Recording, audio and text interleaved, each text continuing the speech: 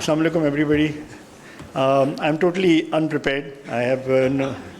I think these guys. I think one thing about our industry is we're very close to each other. Jahan, Shahid, Shahzad, Zuhaib, and our king Humayun. I think if you want to learn sales, I think he's the guru, right? IBM kind of peaked with him there, and then all of you. So basically, thank you very much. Thank you for the opportunity. Asif actually covered all the key areas, but just perhaps a couple of points. The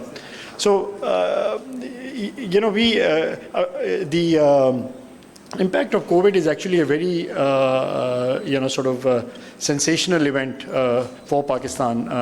And we've seen, if I talk about our journey and our growth in exports, we were about, I think our export headcount was around about 1,500 3 years ago, which is now basically crossed 5,000. So we've kind of tripled in size over 4 years. So COVID did have a big impact. And the reason, we have to give, some credit to the government as well. They kept the industry open and running. They were very supportive.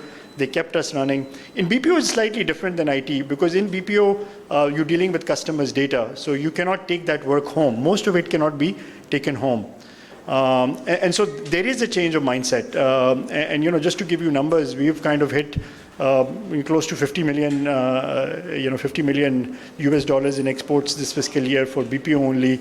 And, we're kind of on that, trajectory. And the door that has opened for us is basically Fortune 50. The large Fortune 50 customers that were reluctant to work with Pakistan. And, he's right. The whole phenomenon of travel and sort of visiting every place, etc., has changed. People, they don't need to sort of travel all this distance to, see your facility and all of that. So there is a big change that is happening, and we are in the cusp of this, this great revolution, and we should capitalize on that. I'll touch on, and you'll be surprised, right? This growth has been, and BPO, what do I need? IT is a whole different animal. I need people who can speak, read, write English, and are computer literate. Believe you me, it's been, sort of pulling teeth, hiring. I mean, this year we hired, between August and December, we hired about 1,000 people, and the conversion rate or acceptance rate was 1%. 1%. So for 1,000 people, we went to 100,000 people, just to, so just imagine, right? So there is a real problem, which which sort of alludes to that 200,000 versus 600,000. There is a real gap in terms of, skilling. We are graduating, tons of people with degrees and etc. But are they employable? Right, that's a key. That's a very key factor that we have to look at it. And I'm just talking about people. I don't need people with degrees. I just need you to be able to read, write English, and to be computer literate. Now that's that should be easy, right? But it's not. So that goes to show the sort of the deep gap, and this gap is widening, right? So I worry about that. I think for BPO it's a solvable problem. For example, this year we've gone through a program of our own. We trained about 500 people, and so we've taken that 1-2% that were rejected, and we've converted them sort of. But we have to look at this, right? We have to look at this gap and what do we need to do. And if the problem is so large in our end, imagine what it is on the IT side, because those numbers. How many graduates are we producing? 50,000. I mean, the 50,000. So what's happening? Where they're going? So I think that's a key factor as well that we have to look at. I am very, very optimistic. This is a great time for services, and the industry is growing. We're on the map, and inshallah the numbers will increase. TRG, it's been a fulfilling journey. We've kind of grown the company. So if you look at TRG as a holding company, we sold one of our businesses. We have 2 businesses left. Our revenues today, globally, are just about $800 million US dollars. Our value, is close to about $2 billion. So I think we're really proud. I mean, it's all Pakistani, right? We've created that.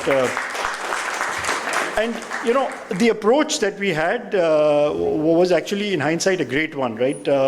We were looking at this industry, IT services, and we were, organic growth was one way. But, we looked at all these problems. There was country issues. There were, issues with people, all these things. So we said, look, let's jump this and go into acquisitions. And, that's how we will build scale, right? Because if you don't build scale, you don't create impact. And that was the number one, because of, the first day the mindset was, how do we create 10,000 jobs in Pakistan, right? And, so that was the mindset. And through acquisitions, and this all happened in Pakistan, by the way. We listed the company in Pakistan. Nobody would give us capital to do a Pakistan-centric acquisition. So, most, Silicon Valley VCs turned us down. So we raised capital in Pakistan. I mean, it was a different time. It was the 2000s, we raised capital in Pakistan. We raised $60 million in Pakistan. We took that money abroad. Imagine. Imagine today in this environment, you're raising money from the local capital markets. And we had one fledgling business, which was about $20 million, and that was it. Taking this money abroad, investing in it, in companies in the US, and then, sort of creating jobs. I mean, so you look at that cycle, $60 million went out. Our exports, if you look at the last 15 years only, I think it would be basically close to about 300 to 350 million is what we bought back. We employ about 7,000 people. So this model does work. We just have to be a bit bold, right? And this is what we keep telling the regulators. Look at the TRG story, right? Look at, we were all, it was Ishrat Hussain, it was Shaukat Aziz, President Musharraf. I mean, they all kind of had the, let's take the risk. Obviously, our coffers were full at that time. We had lots of liquidity and so on and so forth. But we took the risk, and it kind of paid off, right? So I think the industry can do wonders. There is no shortage of entrepreneurial talent in this country. There's no shortage of smart entrepreneurs. But we just, the government just has to be a willing enabler. That's all, right? We don't want them to sort of, get into training and all of that. And, they won't be able to do that. Just create the enabling environment, and that's it, right? The industry will do the rest. So I guess on that note, again, thank you very much. Thank you. Thank you.